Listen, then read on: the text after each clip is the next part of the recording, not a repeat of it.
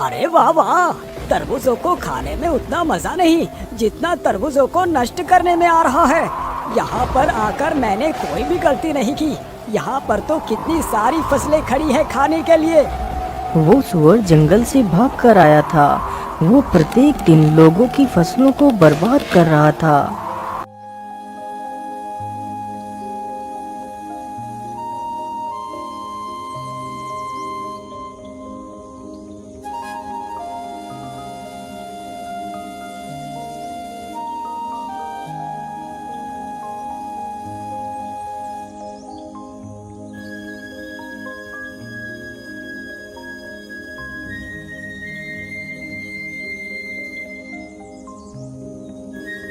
हे भगवान, ये क्या हो गया? मेरे खेत के तो सारे तरबूज उस दुष्ट सुअर ने बर्बाद कर दिए। अब मैं क्या करूँगा? अपना पेट कैसे पालूंगा? इन तरबूजों को बेचकर ही मैं अपना घर चला रहा था, परंतु उस दुष्ट ने मेरा सारा खेत बर्बाद कर दिया।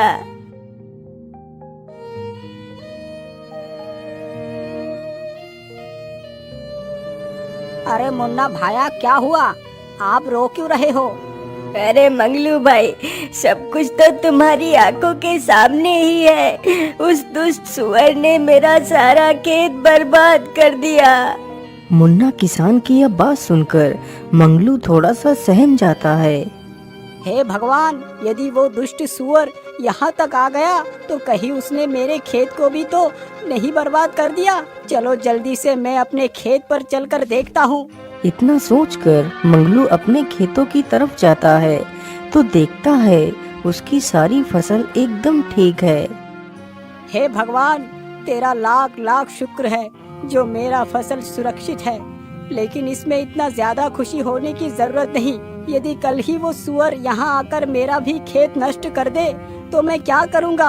अरे नहीं नहीं, मैं ऐसा करता हूँ, मैं आज से ही अपनी खेत की रखवाली करता हूँ। मैं आज रात यहीं पर रुकूंगा। रात होते ही मंगलू एक चारपाई पर बैठकर अपने खेत की रखवाली करने लगता है। उधर वह दुष्ट सुअर फिर से भोजन की तलाश में घूमने लगता है।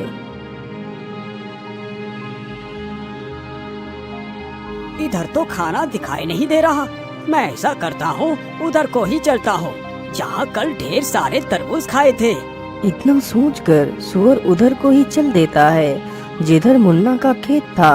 रास्ते में ही मंगलू का भी खेत पड़ता था जिसमें मंगलू ने खरबूजे बो रखे थे। अरे वाह, इधर से कितनी अच्छी खुशबू आ रही है। चलो इधर को ही चलता हूँ। वैसे भी कल तो मैंने तरबूज खाई ही थी, आज कोई नई चीज का स्वाद लेता हूँ। इतना सोचकर सुअर मंगलू के खेत की तरफ बढ़ता है। सामने से सुअर को आता देख मंगलू के पसीने छूट जाते हैं। अरे बाप रे बाप, इतना बड़ा सुअर! इसके दांत तो कितने पैने लग रहे हैं। ये तो कितना खतरनाक है। अरे हट हट, भाग जा, भाग दुष्ट सुअर, नहीं तो मैं तुझे मार डालूंगा। इतना बोलकर मंगलू डंडा लेकर सुअर की तरफ बढ़ता है, लेकिन सुअर मंगलू से बिल्कुल भी नहीं डरा। वहाँ से भागना तो दूर, सुअर और उल्टा मंगलू पर हमला करने के लिए आगे बढ़ता है और मंगलू को पूरे खेत में दौड़ाने लगता है। अरे अरे मूर्ख सुअर, तू यहाँ क्या कर रहा है? मेरे ही खरबूजे खाकर मुझ पर ही हमला कर रहा है। मुझे लगता है ये सुअर पागल हो गया है। अरे भागो!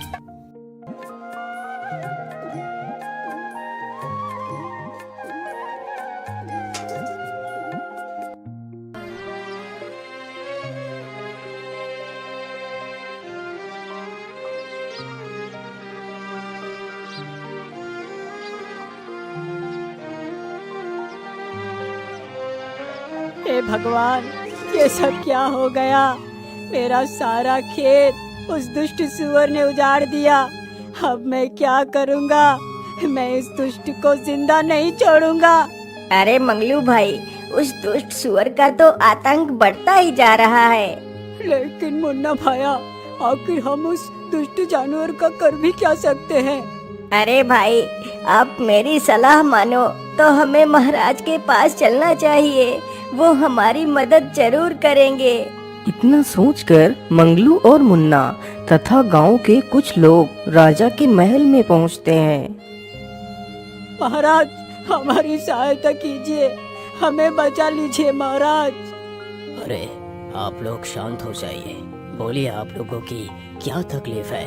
राजा के पूछने पर गांव के सभी लोग बारी बारी से राजा को उस सुअर के बारे में बताते हैं। आप लोग शांत हो जाइए।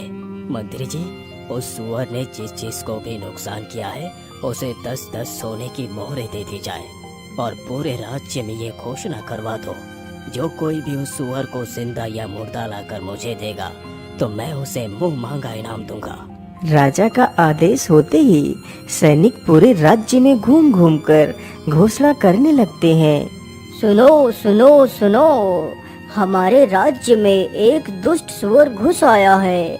यदि कोई भी इंसान उस सुअर को जिंदा या मुर्दा पकड़कर महाराज के सामने पेश करेगा तो महाराज उसे मुंह मांगा इनाम देंगे। सुअर इतना ज्यादा खतरनाक था कि किसी की भी हिम्मत नहीं हुई कि उसे पकड़ने के लिए जाए और अपनी जान जोखिम में डाले।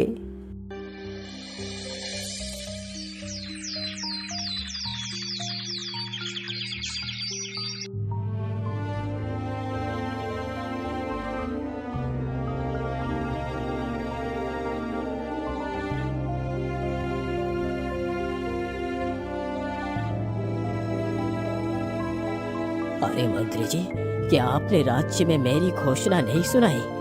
अभी तक कोई भी व्यक्ति उस सुअर को पकड़ने के लिए क्यों नहीं आया? महाराज, मुझे क्षमा कीजिए, लेकिन मैंने पूरे राज्य में यह घोषणा करवाई थी। महाराज, मुझे लगता है वह सुअर बहुत खतरनाक है, इसलिए कोई भी व्यक्ति जानबूझकर अपनी जान को जोखिम में नहीं डालना चाहता। परंतु मंत्री जी, यदि ऐसा ही रहा तो वो सुअर हमारे पूरे राज्य का विनाश कर देगा। महाराज, उस सुअर को पकड़ना या फिर मारना किसी आम आदमी के बस की बात नहीं है। मंत्री जी, मुझे लगता है मुझे अपनी शर्त को बदलना होगा। इसीलिए मंत्री जी, तुम जाओ और पूरे राज्य में ये घोषणा कर दो, यदि कोई भी मुझे उस सुअर को जिंदा या मुर्दा पकड़ कर देगा तो मैं उसे अपना आधा राज्य तथा अपनी राजकुमारी की विवाह भी उसी वीर के साथ करवा दूंगा। सुनो सुनो सुनो, राजा ने अपनी शर्त बदल दी है। अब यदि कोई इंसान उस सुअर को जिंदा या मुर्दा लाकर राजा को देगा तो राजा उसे अपना आधा राज्य दे देगा तथा अपनी पुत्री का विवाह उसी के साथ कर देगा। सैनिक पूरे राज्य में यह घोषणा करते हैं। उन सैनिकों की बात तो भाई चुपचाप खड़े होकर सुन रहे थे। बड़े भाई का नाम राकेश तथा छोटे भाई का नाम भोला था। राकेश बड़े ही कुटिल स्वभाव का था, जबकि भोला तो मानो भोला ही था। वह दोनों बहुत ही गरीब थे। अरे भोला, क्या तुमने भी वही सुना जो मैंने सुना है? हाँ भैया, आपने एकदम ठीक ही सुना है। अब तो मैं ही उस सुअर को मार कर लाऊंगा और राजकुमारी से विवाह कर बन जाऊंगा इस राज्य का राजा। इसीलिए मैं तो चला महाराज के पास।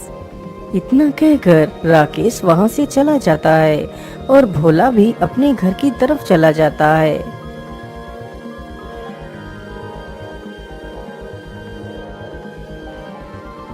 महाराज, मैं लाऊंगा उस दुष्ट सुअर को मारकर।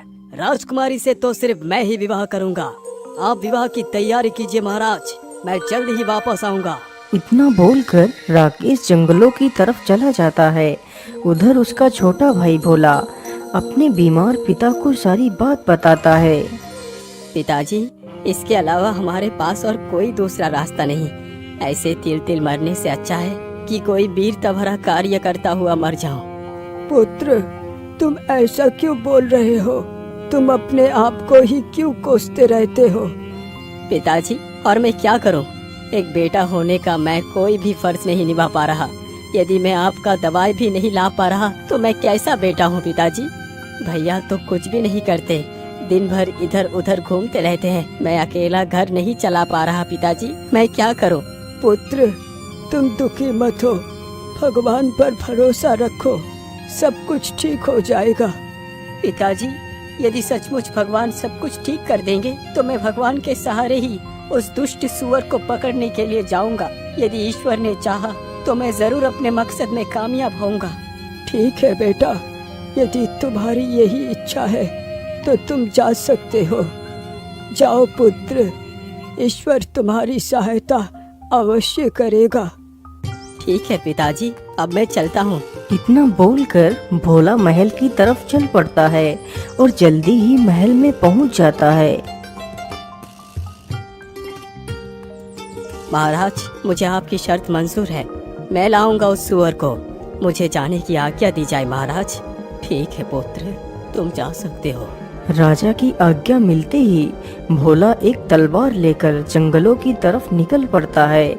उधर भोला का भाई राकेश पूरे जंगल में इधर उधर घूमता है, लेकिन उसे सुअर कहीं भी दिखाई नहीं देता। अरे बाप रे बाप, सुबह से घूमते घूमते तो मुझे दोपहर हो चुकी है, अभी तक मुझे वो सुअर दिखाई ही नहीं दिया। इतना कहकर राकेश फिर आगे बढ़ता है और इधर उधर उस सुअर को ढूंढने लगता है। अरे राम राम राम, इतनी कड़कती धूप में मुझसे चला नहीं जा रहा। भाड़ में जाए वो सुअर, अब तो मैं इससे आगे और नहीं चल सकता। मैं ऐसा करता हूँ, इसी पेड़ के नीचे लेटकर थोड़ा सा आराम कर लेता हूँ। इतना कहकर राकेश उसी पेड़ के नीचे लेटकर सो जाता है। उधर भोला बेचारा कड़कती धूप में ही उस सुअर को ढूंढता है। अरे रुक जाओ बेटा, मेरी बात सुनो। भोला जैसे ही पीछे मुड़कर देखता है तो उसके सामने एक बूढ़ा बौना आदमी खड़ा होता है, जिसके हाथ में एक तलवार होती है। बोलिए बाबा, आप मुझसे क्या कहना चाहते हैं? अरे बेटा, तुम तो कितने कठोर हो। इस कड़कती धूप में भी पैदल चलकर उस सुअर को ढूंढ रहे हो। वाकई तुम तो कितने परिश्रमी हो। इसलिए मैं तुम्हें कुछ देना चाहता हूँ पुत्र। बोलिए बाबा, आप मुझे क्या देना चाहते हैं? बेटा, तुम मेरी इस तलवार को ले लो। यह तलवार बहुत शक्तिशाली है। इसके वार से आज तक कोई भी शत्रु नहीं बच पाया।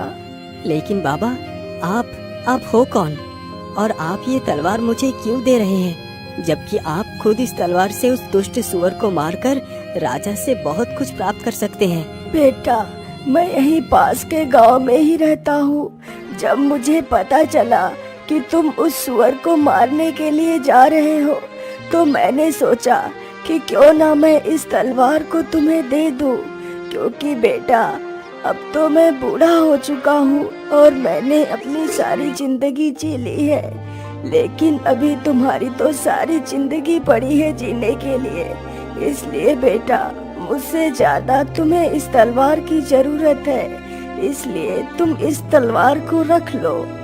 ठीक है बाबा, लाइए, मुझे अपनी तलवार दे दीजिए। अच्छा बाबा, अब मैं चलता हूँ। इतना कहकर भोला हाथ में तलवार लेकर जंगल में आगे बढ़ता है। भोला चलते चलते एक गुफा के पास पहुंचता है। अरे ये क्या, यहाँ पर तो किसी जानवर के पैर के निशान हैं। कहीं ये निशान उस सुअर के तो नहीं है? हाँ, जरूर ये निशान उस सुअर के ही है। चलो, मैं इस गुफा के भीतर चलकर देखता हूँ। इतना कहकर भोला गुफा के भीतर घुस जाता है। ये गुफा तो कितनी डरावनी है। आखिर वो सुअर कहाँ पर हो सकता है? अरे इधर से तो किसी की आवाज आ रही है। कहीं इस ओर ही तो वो सुअर नहीं है? इतना कहकर भोला उसी ओर चल पड़ता है जिस ओर से वह आवाज आ रही थी। कुछ दूर चलते ही भोला देखता है कि वह जंगली सुअर कुछ तरबूज और फलों को खा रहा है। अरे दुष्ट सुअर, तू गांव वालों को तकलीफ देकर आराम से यहाँ पर मस्ती कर रहा है। मैं तुझे जिंदा नहीं छोड़ूंगा। इतना कहकर भोला सुअर की तरफ बढ़ता है। सुअर भी इतना खूंखार था कि वह भी भोला पर हमला करने के लिए उसकी तरफ बढ़ता है। सुअर जैसे ही भोला के ऊपर छलांग मारता है, तभी भोला अपनी तलवार को सुअर के सीने में उतार देता है। इस प्रकार वह दुष्ट सुअर भोला के हाथों मारा जाता है। सुअर तो मर गया, चलो अब इसे अपने कंधों पर उठाकर ले चलता हूँ। इतना कहकर भोला उस सुअर को अपने कंधों पर लाद कर चल देता है।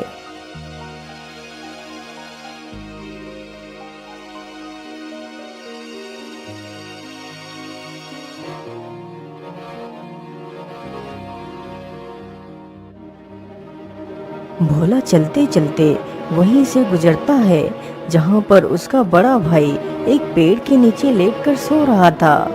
अरे बड़े भैया तो यहाँ पर सोए हुए हैं, चलो मैं उन्हें जगाकर अपने साथ ले चलता हूँ। कहीं किसी जंगली जानवर ने इन्हें यहाँ पर देख लिया तो उन्हें नुकसान भी पहुँचा सकते हैं। अरे भैया उठिए और देखिए, मैं उस सुअर को मार कर ले आया हूँ। भोला के इतना बोलते ही राकेश की आंखें खुल जाती हैं। भोला के कंधों पर उस सुअर की लाश को देखकर राकेश की तो आंखें फटी की फटी रह जाती हैं। अरे भोला, तुमने अकेले ही इस सुअर को मार दिया। तुम तो कितने वीर हो। भैया ये सारा कमाल इस तलवार का है। लेकिन भोला, सारा कमाल इस तलवार का है, वो कैसे? मैं कुछ समझा नहीं। फिर भोला सारी कहानी अपने बड़े भाई को सुनाता है। ओ अच्छा, तो कमाल इस तलवार का है। मुझे कुछ भी करके इस सुअर को हथियाना होगा। यदि ये सुअर को लेकर राजा के पास पहुंच गया तो राजा का आधा राज्य तथा राजकुमारी इसकी हो जाएगी। अरे नहीं नहीं, मेरे जीते जी मैं ये कभी नहीं होने दूंगा। क्या हुआ भैया, आप कहाँ खो गए? अरे नहीं नहीं नहीं भाई, मैं ये सोच रहा था कि तुम इस सुअर का शिकार करके काफी ज्यादा थक गए होंगे। तुम ऐसा करो, इसी पेड़ के नीचे लेटकर थोड़ा सा आराम करो। मैं अभी तुम्हारे लिए कुछ फल लेकर आता हूँ। तुम थोड़ा सा कुछ खा लो, फिर हम घर चलेंगे। ठीक है भैया, जैसी आपकी इच्छा, मैं यहीं पर रुक जाता हूँ। इतना सुनकर राकेश जल्दी ही वहाँ से चला जाता है।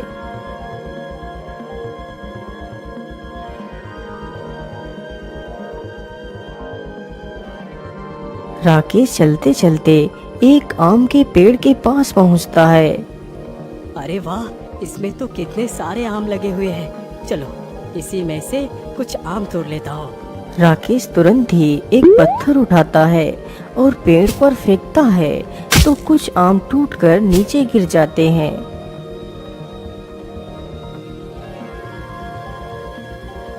मैं ऐसा करता हूँ, इन आमों के ऊपर इन जहरीले पत्तियों का रस लगा देता हूँ। भोला जैसे ही आम खाएगा तो उसका काम तमाम हो जाएगा।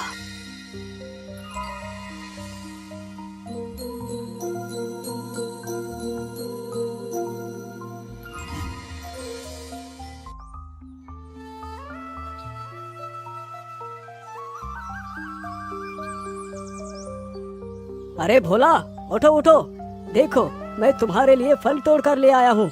इतना सुनते ही भोला आंखें खोलकर देखता है तो उसके सामने कई सारे आम के फल रखे हुए होते हैं। तो भोला उसमें से एक आम का फल उठा लेता है। भैया आप भी खाइए ना, आप चुपचाप क्यों बैठे हैं? अरे नहीं नहीं भाई, मैं ये फल नहीं खा सकता। ये फल तो मैं सिर्फ तुम्हारे लिए लाया हूँ। मैं तो पेड़ के पास बैठकर ढेर सारे फल खाकर आया हूँ। अब तो मेरे पेट में बिल्कुल भी जगह नहीं बची है कि मैं कुछ और खाऊं। अच्छा ठीक है भैया, मैं कुछ फल खा लेता हूँ और कुछ फल पिताजी के लिए भी ले चलता हूँ।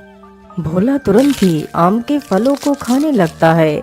भोला ने अभी मुश्किल से एक ही आम का फल खा पाया था। अरे भैया, ये कैसा आम था? इसे खाकर तो मुझे चक्कर से आने लगे हैं। इतना कहकर बेचारा भोला जमीन पर गिर जाता है। अरे वाह वाह, भोला तो गया काम से। अब तो मैं बनूंगा राजा। चलो मैं ऐसा करता हूँ, इसकी लाश को कहीं दूर झाड़ियों में दफना देता हूँ।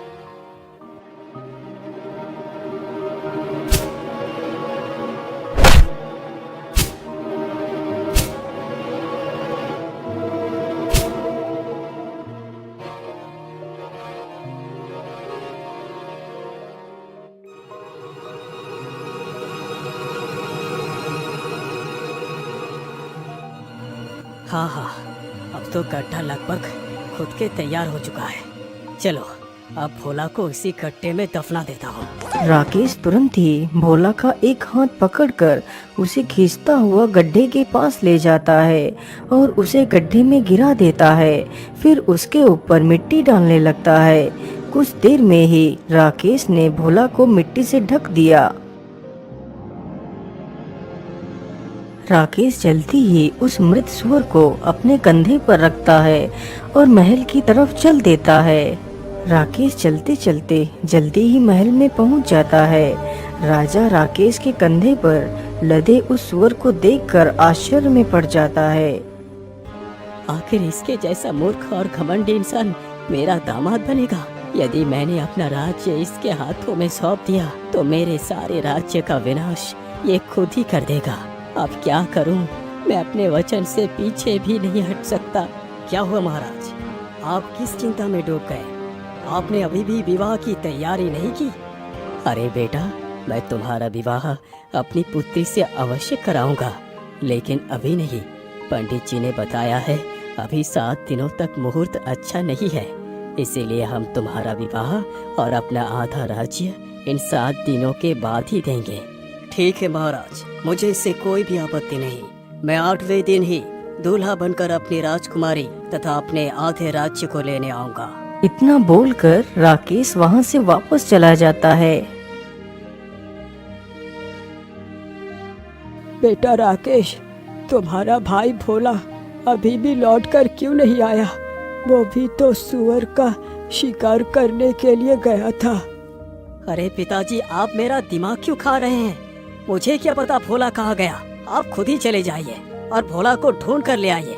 लेकिन बेटा, तुम तो अच्छी तरह जानते हो कि मैं उठ चल नहीं सकता। बेटा, तुम खुद जाकर देख आओ तुम्हारा भाई कहाँ है। पिताजी, मैं कहीं नहीं जाऊंगा। यदि वो वापस नहीं आया तो इसका मतलब उसे किसी जंगली जानवर ने खा लिया होगा। अरे नहीं नहीं बेटा, तुम ये कैसी बातें कर रहे हो? तुम इतने कठोर मत बनो। ये मत भूलो कि वो तुम्हारा ही भाई है।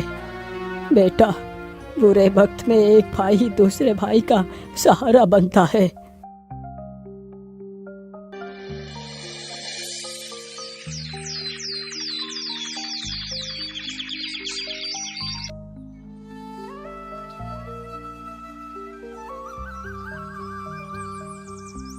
महाराज, 7 दिन तो गुजर गए। आज तो शुभ मुहूर्त है। आप जल्दी से मेरा विवाह राजकुमारी से कर मुझे अपनी आधा संपत्ति दे दीजिए। हे भगवान, क्या मेरी पुत्री का भाग्य इसी दुष्ट के भाग्य से जोड़ दिया है? यदि ऐसी बात है प्रभु, तो मैं खुशी खुशी अपनी पुत्री का विवाह इसी के साथ करने के लिए तैयार हूँ। ठीक है, जरा बैठो। मैं अपने पूरे राज्य में अपनी बेटी के विवाह की घोषणा करवा दूं। मंत्री जी, जाइए और राजकुमारी के विवाह की घोषणा करवा दीजिए और कह दीजिए कि सभी लोग जल्दी से जल्दी राजकुमारी के विवाह में शामिल हो। सुनो सुनो सुनो, राजा की पुत्री का आज विवाह है, इसलिए सभी लोग राजा के महल में जल्दी से जल्दी पहुंच जाइए।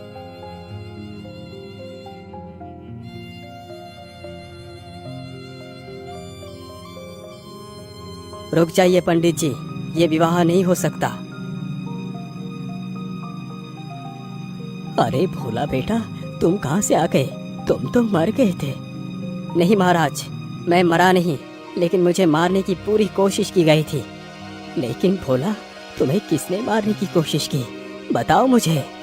महाराज, मुझे मारने वाला कोई और नहीं बल्कि मेरे बड़े भैया ही हैं। लेकिन भोला, तुम इतने दिनों से थे कहाँ? फिर भोला अपनी सारी कहानी वहाँ पर खड़े सभी लोगों को सुनाने लगता है।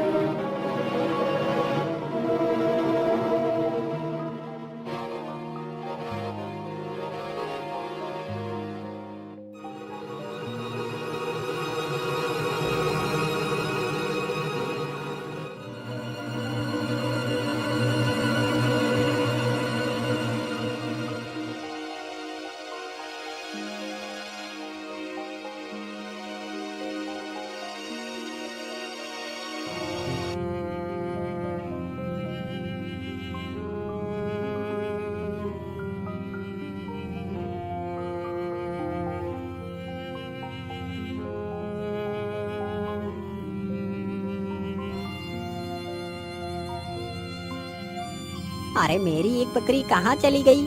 अभी तो मेरी दोनों बकरियां यहाँ पर घास खा रही थी, लेकिन अचानक से कहाँ चली गई? तभी चरवाहे की नजर अपनी बकरी के ऊपर पड़ती है, जो बकरी उसी स्थान पर घास खा रही थी जहाँ कुछ देर पहले राकेश ने अपने भाई भोला को दफनाया था। अरे मेरी बकरी तो वहाँ पर है, चलो उसे वहाँ से इधर को ले आता हूँ। इतना कहकर चरवाहा अपनी बकरी को हाँकने के लिए जाता है तो देखता है कि वहाँ पर ताजी मिट्टी खुदी हुई पड़ी है। उसी मिट्टी के भीतर से एक हाथ बाहर निकला हुआ है। राकेश ने जल्दबाजी में अपने भाई को दफनाया था तो उसका एक हाथ मिट्टी के बाहर ही रह गया था। यह देखकर तो चरवाहा काफी डर जाता है। अरे राम राम राम, ये हाथ किसका है? चरवाहा जल्दी से उस हाथ को पकड़कर देखता है। अरे ये इंसान तो जिंदा है, इसकी तो सांसें चल रही है। चलो मैं जल्दी से इसे बाहर निकाल लेता हूँ। चरवाहा बिना देर किए हुए जल्दी जल्दी से मिट्टी को हटाने लगता है और भोला को बाहर निकाल लेता है।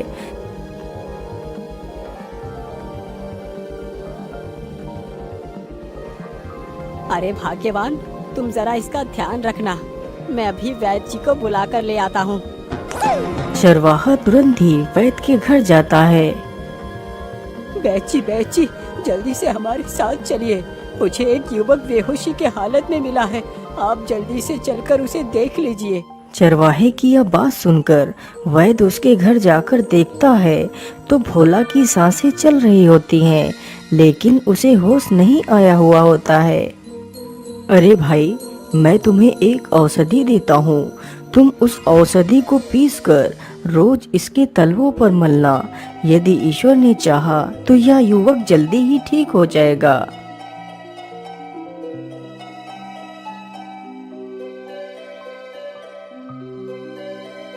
वह चरवाहा प्रत्येक दिन उस औषधि को भोला के तलवों पर मलता रहता है, शायद इसी उम्मीद में कि भोला को होश आ जाए। इसी प्रकार धीरे धीरे 7 दिन गुजर जाते हैं।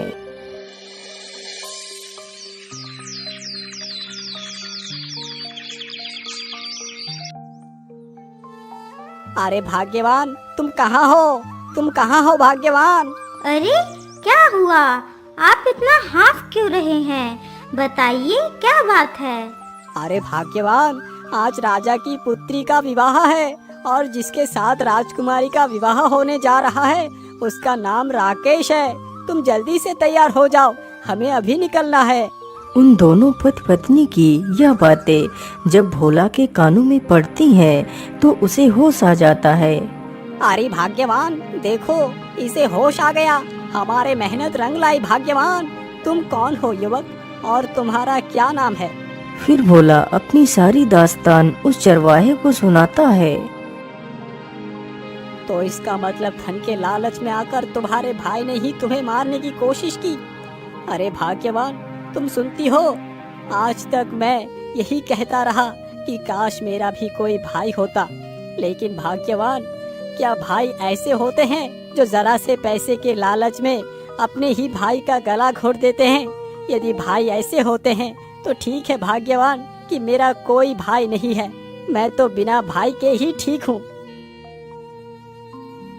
शांत हो जाओ पुत्र, तुम्हारे दुष्ट भाई को इसकी सजा जरूर मिलेगी और राजकुमारी के साथ तुम्हारा ही विवाह होगा और तुम ही बनोगे इस राज्य के राजा। सिपाही, इस दुष्ट को लेकर जाओ और फांसी पर चढ़ा दो। भैया, मुझे माफ कर दो, मैं धन के लालच में आकर ये भूल चुका था कि तुम मेरे ही भाई हो। मैंने तुम्हें मारने के लिए कोई कसर नहीं छोड़ी। इसकी सजा तो मुझे मिलनी ही चाहिए, लेकिन मेरे भाई, हो सके तो मेरी भूल को क्षमा कर देना। यदि तुमने मुझे क्षमा नहीं किया तो मैं मरकर भी तड़पता रहूंगा। चलो सैनिकों, मैं आपके साथ चलने के लिए तैयार हूँ। रुक जाओ सैनिकों, छोड़ दो मेरे भाई को। अरे बेटा, तुम ये क्या कर रहे हो? तुम अपने कातिल पर रहम दिखा रहे हो। महाराज, मुझे क्षमा कर दीजिए।